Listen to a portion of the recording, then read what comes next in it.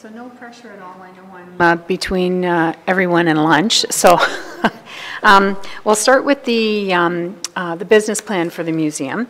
And in regards to the KPIs that you're seeing, the KPIs remain relatively unchanged, except we've taken out the one for the Loyalist Training Program. And this KPI has been removed since all employees enrolled in the training program have completed, with the exception of 2 employees that we had who have now moved on from the county. The KPIs still remain focused on community engagement and relevance, as you can see. In regards to our business initiatives and our goals, we basically have 5 in total. 4 will fall under the operating, and 1 will fall under capital. And I'll just move into a little bit more detail on each one of those. 4 of them are also in and around the museum strategic plan. So the first one, while this focuses specifically on the financial feasibility study, and that study will be completed, and the findings of that study will be brought forward to a committee meeting in October. The reason why this is still an initiative in our plan is because we need to know what the outcomes will be, and we don't know what those outcomes are at this point.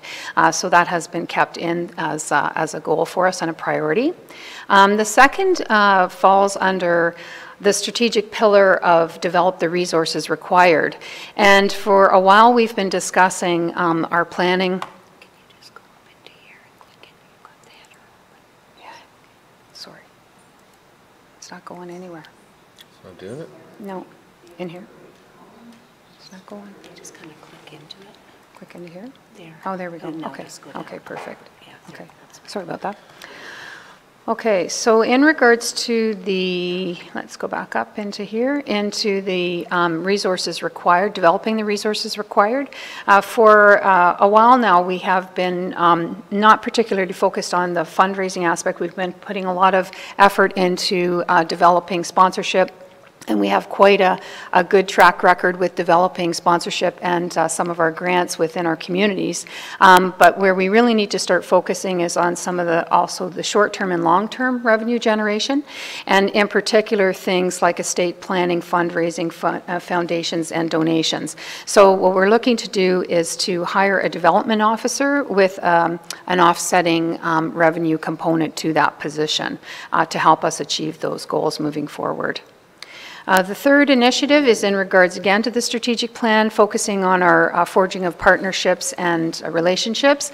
And we have already established an education advisory group, and we had a little bit of switch over in our education coordinator. So our new education coordinator, this will be a very big focus for her, working with both through the Blue Water District School Board, the Great Bruce Catholic Board, the Homeschool Association, and really trying to develop and work with the teachers to further develop the services that they require and are looking for from us moving forward. So there's some small costs in there on an internal basis and also from meeting expenses. The fourth operational goal is, and again, in regards to the strategic plan, and this is creating countywide awareness. So this is something that we're really striving to overcome, the Southampton-centric kind of museum. It's the Southampton or the Saugeen Shores Museum. We are the county museum. So we're starting work on a marketing plan, which will continue into next year. And this plan will focus on how we, the next steps and the tactics that we need to really focus on to create that countywide awareness. In regards to the last goal, this is in regards to our launch of our 2 in-house exhibits. So as you know, we've been on a trajectory to complete and transform the permanent gallery spaces. Both of these exhibitions, the First Nations one and the train exhibit, are scheduled to open in 2018. At that time, all of the permanent gallery space will have been transformed since reopening in 2005. The projects are all on track, and basically these projects are multi-year. So we've been starting work with the train project in 2016, 2017, 2018, and with the First Nations when we started our work in 2017. Well, we actually started our consultation work back in 2010, but it is coming to fruition with the opening of the exhibition in 2018. So I'd be happy to answer any questions about the business plan, if there are any. Any questions? Okay. Okay, so I'll go into our operational budget. And we'll start with the dashboard. So in regards to, I just remind Council of the programs for the museum. So we have the 4 programs, they've remained unchanged. The operating admin, or the administration operating, is the largest program that we have in terms of revenue and expenses. It includes general expenses and revenues, admissions, memberships, building maintenance, salaries, wages, marketing, utilities, general office, supplies, insurance, and things of that nature. Exhibits is encompassing our permanent exhibits, our temporary, and our traveling. And traveling is our rental exhibits, of which we really only have one that is traveling right now. It's been traveling for 20 years, so we're anticipating that we might be retiring that one soon. Ongoing services, that's our archives, our programming, our education, facility rental, gift shop. And then our special projects are exactly that. These are either grant or special funded projects, can be projects that are funded through corporations as well. So things like our First Nations demonstrations program, or in particular any federal funding that we receive. The middle of the sheet, we look at our annual reserves budget, and currently what we're looking for is a transfer for reserves, from reserves rather, for $3,469. That's towards a capital project where we will be redoing the visitor services desk. I know many of you have been in the museum and you've seen the size of that desk. We've tried to accommodate and make some changes to it. It is a multi-user station, and I think it's kind of outgrown where we need to be with that, so we're looking at hopefully completing that project in 2018. So if we scroll down the screen here in regards to the budget increase, what we're seeing overall is an overall increase of 6.3%, with 11.7% being in salaries and benefits, and a net decrease in total revenue, a net decrease of 92.4%, drawing less on the reserves in 2018 than in 2017. 7.6 increase under maintained services. Most of our programs are falling in there with some slight adjust to base. And again, the overall increase for the budget, we're looking at $93,473 with a 6.3% increase. Okay, so that's our dashboard there. And now I'm going to move into the analysis total sheet. And similar to my colleagues, what we'll be focusing on is the L column. So if we start at the top with the expenditures, we've got our admin operating changeover of $142,489, which is mostly driven by salaries and wages, with a decrease in some of our administration costs. Our exhibits are decreasing slightly, $9,016, with a decrease particularly in the contract services. Ongoing services, a slight increase in our materials and our supplies in that area. And then again, a decrease in our special projects, and that's mostly driven by projects that have already been completed. So some of those projects would be New Horizons, the accommodation plan, and the feasibility studies, the first feasibility study, which had been completed in 2017. In regards to our expenditures by type, we move into our salaries and wages. So the increase of $153,509. This increase factors in the new development officer position, the new salary grid, and an assumed 2% COLA increase. In 2018, we will have 12 people moving on the grid. 9 positions are as per natural increment moving, and 2 positions as a result of the revised grid, and 1 position as a result of pay equity. We have a slight decrease in our staff-related costs of $50, and that's basically just some travel costs and also the completion of the Loyalist training. Under contract services of $60,000 decrease, again, that's a combination of a decrease in our consulting as well as a decrease in those other programs. So that was a decrease again in the New Horizons grant, the accommodation, and the feasibility study.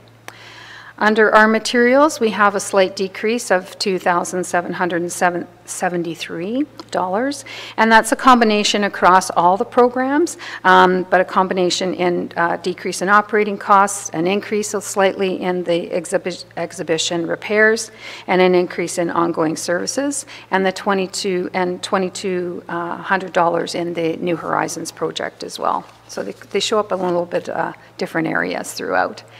Transfer to reserves, a decrease of $2,000, and that reflects a payback to the working capital reserve, which was taken care of in the 2017 budget.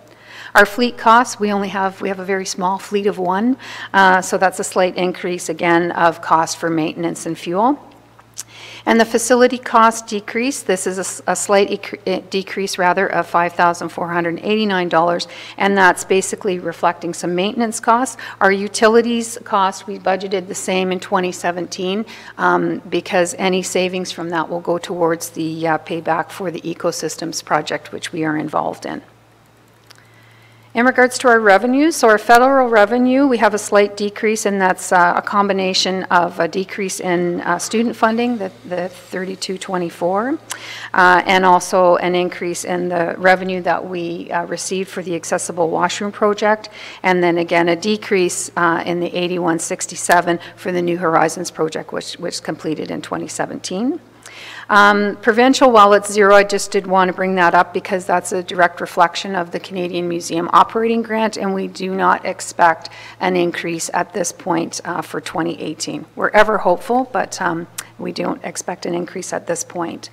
In regards to the decrease of the 44,031 for own funds, again, this is mostly reflecting back on the completion of those two studies, the accommodation plan and the feasibility study that we have completed. Fees and services, an increase of 8957, and this is again a combination of an increase in membership admissions programs and also our user fees, so our programming fees and our facility rental costs as well.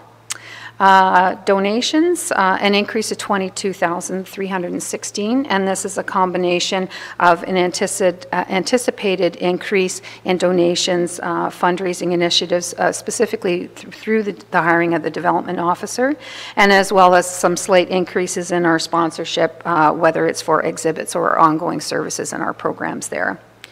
Fines, we have no fines, and then under that 4,550 are specifically related to a revenue increase in facility rental, bar, and gift shop. So the total again, the 93,473 with a 6.3 increase, and it reflects one full-time equivalent in the hiring of a development officer. So I'll move just very quickly into the analysis for admin. Each of the programs. Again, the operating overall costs for admin operating, we're seeing an increase of 115,229, and most of those were identified in the overall analysis sheet. The analysis sheet for exhibits, we're seeing a decrease overall in that area at the bottom of 11,901, and that's mostly, the decrease is mostly pertaining to exhibit rental because some of the exhibits we've been bringing in for, especially the feature exhibits, are less expensive than we have in the past. And then I'll scroll over here to the analysis ongoing. So under analysis ongoing, whoops, we're a little too far there. We're showing an overall decrease there of 9,855, and again, that's a combination of materials and user fees, donations, facility rental to some degree. And then under special projects, again under the changeover, it basically ends up in a wash of zero because what we're taking in those projects we're basically being funded for. So again, the total increase, 93,473 or 6.3%, and that's for the museum's operating budget. Any questions in regards to the operating? Any questions, comments? No? I just have to make one. I'm having a tough time accepting the new position. I just think to be paying out $50-some thousand on the wish that we have that much money more coming in. That's my thoughts. Just put that out there. Okay. So we'll move into the capital budget. And we'll move to the dashboard. I think you have to click that again. It's over this way. Oh, I'm making it smaller. There we go.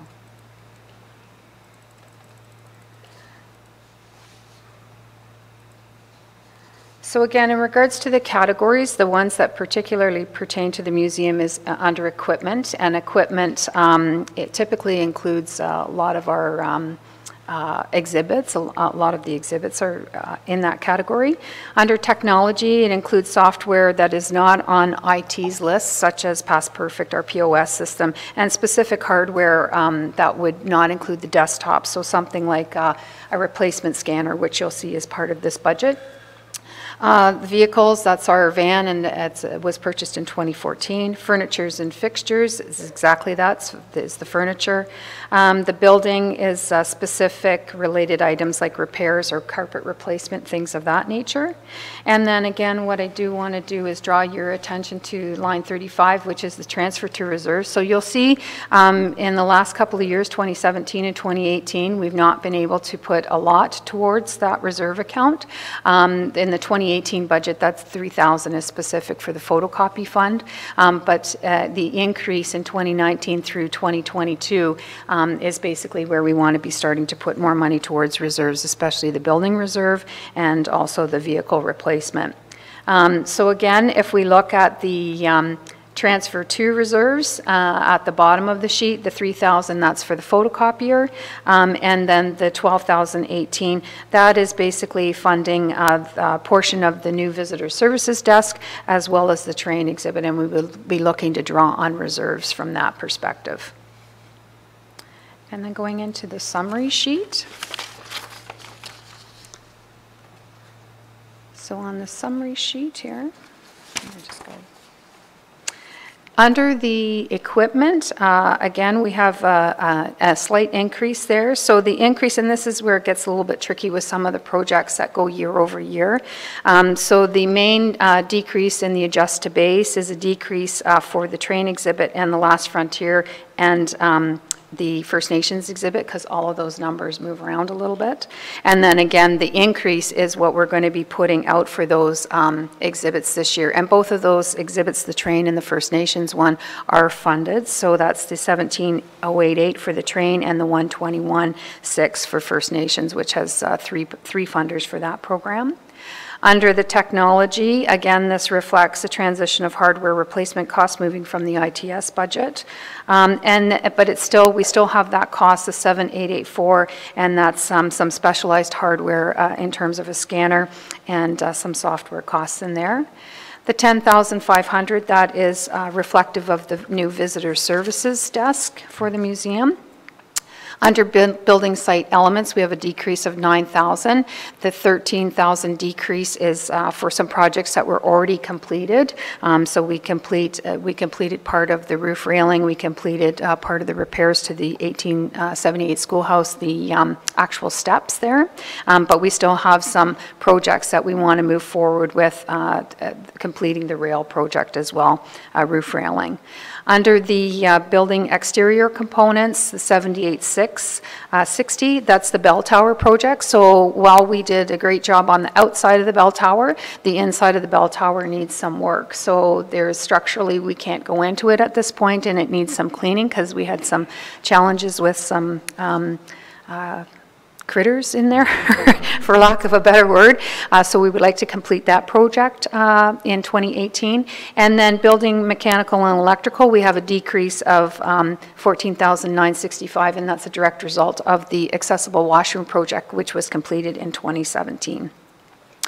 Under the revenue, federal, again, this is showing a decrease, but the decrease is actually coming from the previous years, right? So a decrease with the First Nations exhibit, the accessible washroom project, and that we've already received the federal funding and have spent some of that. So this balance of the 38,647 is roughly the funds that we'll bring forward from the Canadian Cultural Spaces project for the First Nations exhibit. In our own funds, decrease of 30,261. So that's a combination of transfer from reserve to IT and transfer from reserve for capital exhibits. And then we've got 35,000. So that was 20,000 from the reserve for the Last Frontier exhibit for this year, 15,000 from the working capital to fund the Last Frontier with an annual scheduled payback from Enbridge, because Enbridge was one of the partners for the that other 20,000. So in general, we'll be using less of the reserve funds this year, as I mentioned earlier. The increase in the donation line, the 71,567. So again, that's showing a little bit of a decrease in the 22,000. That's a direct result of the train exhibit from 2017 and the sponsorship associated with that. But it is including the increase of 93,664, which is funded from reserve for the train and then carryover from Bruce Power, OPG, and those for the First Nations exhibit. So in general, for the capital, what we're looking at is 1,382 or 4.9%, which seems a little bit high, but it's a very low amount. And the consolidated percentage change for the museum with operating and capital combined is 6.24% or $94,855. And I'd be happy to answer any questions. Any questions or comments? Kelly? Excuse me, through you, Mr. Chair. Excuse me, the museum has upset me so much. No. Through you, Mr. Choked up. We're so. Yeah, I would like to just comment, if I may, on the donations position. The director and I talked about it, and we took a very conservative approach with this budget, whereby 50% of the cost of that position would be expected to be raised in terms of donation monies.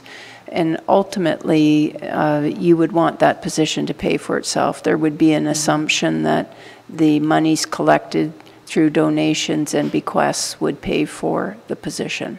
So just for clarity for the committee as in preparation as you get into discussions about how that one was designed. Mm-hmm.